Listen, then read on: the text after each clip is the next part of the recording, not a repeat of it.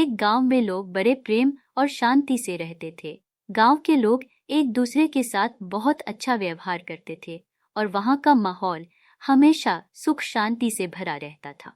लेकिन इस गांव पर एक बुरी नजर थी, जो कि पहाड़ के पास एक गुफा में रहने वाले एक जादूगर की थी। यह जादूगर बहुत दुष्ट और ईर्ष्यालु था। उसे गांव के लोगों की खुशी और आपसी प्रेम पसंद नहीं था। वह देख नहीं सकता था कि लोग इतनी शांति और खुशी से क्यों रहते हैं। इस ईर्ष्या से प्रेरित होकर उसने गांव को तबाह करने और लोगों के बीच नफरत पैदा करने की योजना बनाई। रात के समय जादूगर गांव में आता और अपने जादुई मंत्रों से लोगों के घरों के बाहर जादू करता। उसकी काली शक्तियों के कारण गांव के लोगों के दिलों में एक दूसरे के प्रति द्वेष और नफरत पैदा होने लगती थी।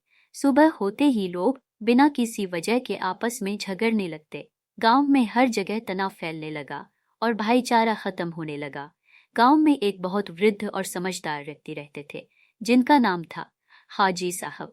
हाजी साहब और गांव के एक व्यक्ति के बीच बातचीत। गांव वाला हाजी साहब, हमें समझ नहीं आ रहा कि अचानक गांव में इतना झगड़ा क्यों हो रहा है। कल तक जो भाई जैसे रहते थे, आज वे दुश्मन बन गए हैं। हाजी साहब, मुझे भी यह बहुत अजीब लग रहा है।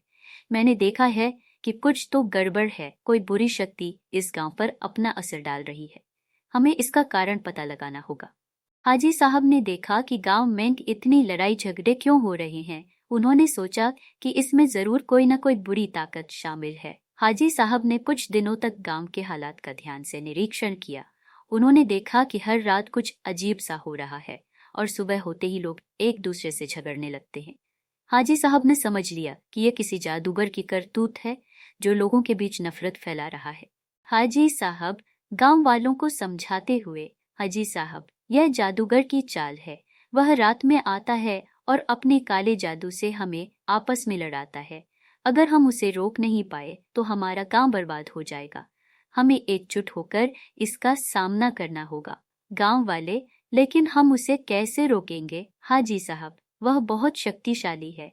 हाजी साहब, शक्ति से ज्यादा ताकतवर है सच्चाई और ईमान। अगर हम सब साथ रहें तो कोई जादू हम पर असर नहीं कर पाएगा। एक रात हाजी साहब ने तय किया कि वह खुद देखेंगे कि जादूगर क्या कर रहा है। उन्होंने गांव के कुछ नौजवानों के साथ मिलकर योजना बनाई। वे लोग रात को जागते रहे और छिपकर जादूगर का इंतजार करने लगे। आधी रात के करीब जादूगर गांव में आया और हर घर के दरवाजे पर कुछ जादुई मंत्र पढ़ने लगा। जैसे ही वह अपना जादू कर रहा था, हाजी साहब और गांव के नौजवानों ने उसे घेर लिया और पकड़ लिया। जादूगर ने अपनी शक्तियों का इस्तेमाल करने की कोशिश की, लेकिन हाजी साहब ने अपने विश्वास और प्रार्थना से उसके जादू को निष्क्रिय कर दिया। जादूगर के पकड़े जाने पर जादूगर गुस्से में, तुम लोग मुझे नहीं रोक सकते, मेरी जादुई ताकत के सामने कोई नहीं टिक सकता। हाजी साहब, धैर्य से, तुम्हारी ताकत झूठी है और झूठ कभी सच्चाई के सामने टिक नहीं सकता। तुम्हारा अंत आ चुका है, अब तुम्हें इस गांव को छोड़ना ही होगा। जादूगर डरते हुए, ठीक है, मैं यह गांव छोड़ दूंगा, लेकिन याद रखना, मेरी वापसी का डर हमेशा बना रहेगा। हाजी साहब, तुम्हारी वापसी का डर नहीं, बल्कि हमारे विश्वास की ताकत इस गांव की रक्षा करेगी। जाओ और फिर कभी लौटकर मत आना। जादूगर ने खुद को बचाने की बहुत कोशिश की, लेकिन अंत में उसे अपनी हार माननी पड़ी। गांव के लोगों ने उसे गांव छोड़ने के लिए मजबूर कर दिया और जादूगर हमेशा के लिए वहां से चला गया। जादूगर के जाने के बाद गांव में फिर से शांति और प्रेम लौट आया। लोग एक बार फिर से एक दूसरे के साथ मिलजुल कर रहने लगे। हाजी साहब की समझदारी और धैर्य की वजह से गांव एक बड़ी तबाही से बच गया। गांव के लोग फिर से खुशहाल जीवन जीने लगे और जादूगर की बुरी चालें हमेशा के लिए खत्म हो गईं। गांव वाले, जादूगर के जाने के बाद गांव वाला एक, हाजी साहब, आपकी वजह से हम सब बच गए। आपने हमें बर्बादी से बचा लिया। गांव वाला दो, अब हमें समझ आ गया है कि सच्चाई और ईमान की ताकत ही सबसे बड़ी होती है।